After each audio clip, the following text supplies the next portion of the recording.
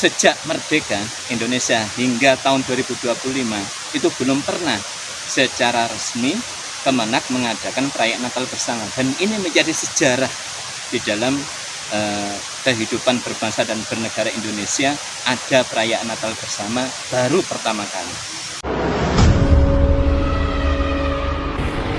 Assalamualaikum warahmatullahi wabarakatuh. Waalaikumsalam. Baik sahabat Ekspedisi Iman, kembali lagi dengan kami. Saya Mr. Irfan, kemudian Bang Mizan dan juga Bang Ami. Nah, saat ini kita bertiga nih ingin dialog aktual gitu Pak. Ya, kaitannya dengan berita-berita yang viral saat ini, yaitu kaitannya dengan Natal ini Pak. Karena ini udah beberapa hari lagi tuh Natal. Kemudian saya dengar-dengar ini Kemenak ini akan membuat Natal bersama. Ah, kira-kira dan ini apa sebenarnya yang melatar belakangi Kemenak ini untuk membuat Natal bersama? Gimana Pak? Ya, para sahabat Ekspedisi Iman, Kemenak di tahun 2025 ini di momen perayaan Natal 25 Desember itu rencananya akan mengadakan perayaan Natal bersama. Nah, latar belakang yang mendasari adalah seperti yang disampaikan Menak Nasaruddin Umar, sejak merdeka Indonesia hingga tahun 2025 itu belum pernah secara resmi Kemenak mengadakan perayaan Natal bersama, dan ini menjadi sejarah di dalam kehidupan berbangsa dan bernegara Indonesia. Ada perayaan Natal bersama baru pertama kali. Ini latar belakang yang pertama. Yang kedua, latar belakangnya adalah sebagaimana temanya merajut ukhuwah, terus membangun persaudaraan dan juga menanamkan moderasi beragama. Jadi di situ bagaimana pesan Nasaruddin Umar agar umat beragama itu menjaga kerukunan, menjaga toleransi, dan tentunya kalau kita bicara Indonesia mayoritasnya adalah umat Islam. Artinya pesan tersebut secara implisit itu ditujukan agar umat Islam yang mayoritas itu menghormati, toleran terhadap perayaan Natal bersama, dan tolerannya itu lantas dilandasi oleh ide pluralisme. Jadi rencana tanggal 29 Desember itu perayaan Natal bersama yang diakuisisi oleh Kemenak.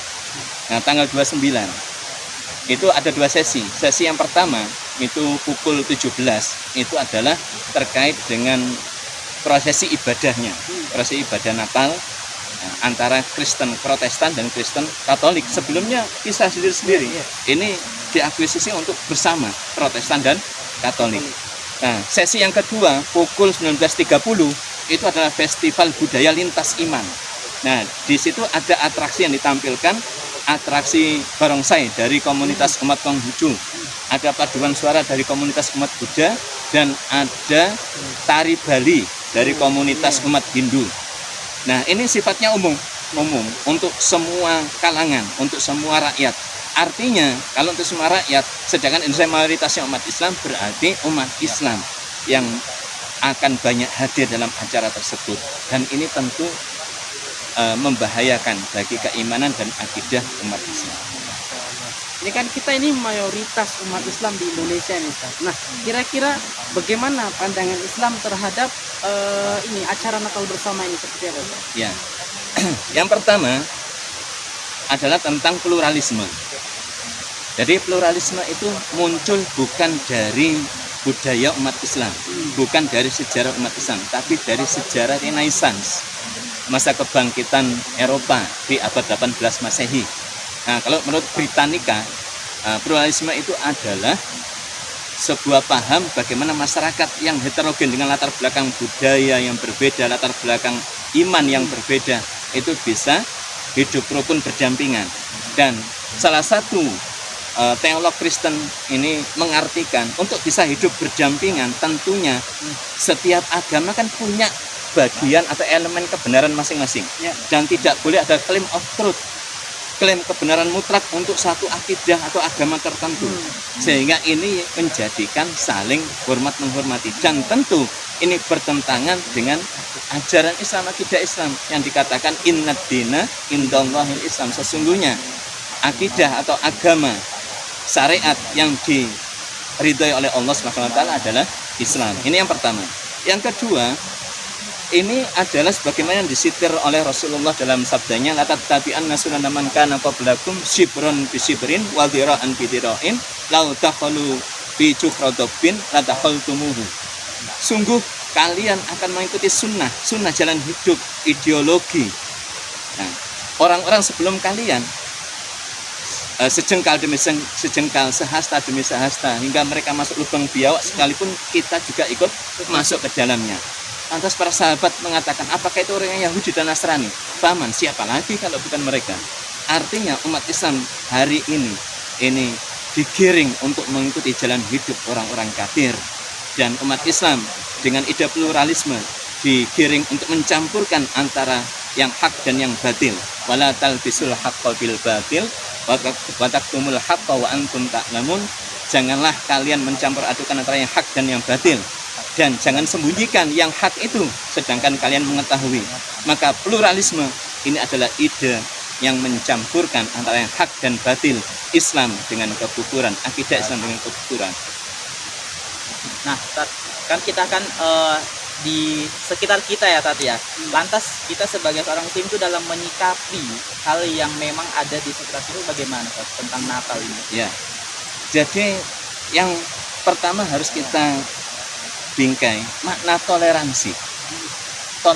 Toleransi saling menghormati, dan itu ajaran Islam. Toleransi itu pengertiannya begini: membiarkan umat lain itu melaksanakan ibadahnya, perayaan hari rayanya. Jadi umat Islam membiarkan mereka memperingati Natal tanpa umat Islam ikut untuk memperingati Natal itu, merayakan Natal itu, toleransi.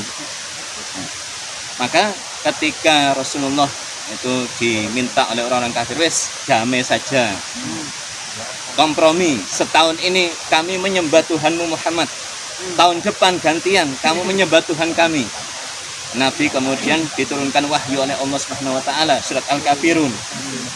Katakan, wahai orang-orang kafir, aku tidak menyembah apa yang kamu sembah, dan kamu tidak menyembah apa yang aku sembah, dan aku bukan penyembah dari apa yang kalian sembah, dan kalian bukan penyembah dari apa yang aku sembah. Lakum dinukum waliyadin. Din di sini maknanya adalah akidah, keimanan, ritual di dalam ajaran agama. Maka tidak boleh dicampur adukan, punya garis batas yang jelas. Nah, selanjutnya di ranah sosial, ranah muamalah, itu kita saling tolong-menolong, kerjasama.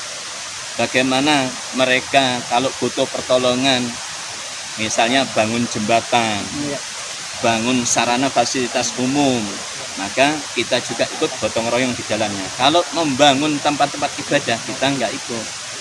Nah, hanya saja memang hari ini toleransi itu mau dirusak.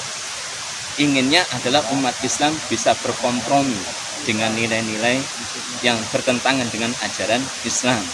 Umat Islam tidak boleh kemudian bangga dengan akidah Islamnya, bangga dengan ideologi Islamnya, sehingga bisa mau menerima ideologi sekuler, kapitalisme maupun sosialis, komunis.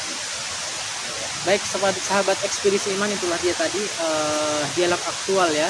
Semoga dapat memberikan manfaat untuk kita semua. Sampai jumpa lagi di ekspedisi iman berikutnya. Assalamualaikum warahmatullahi wabarakatuh. Waalaikumsalam.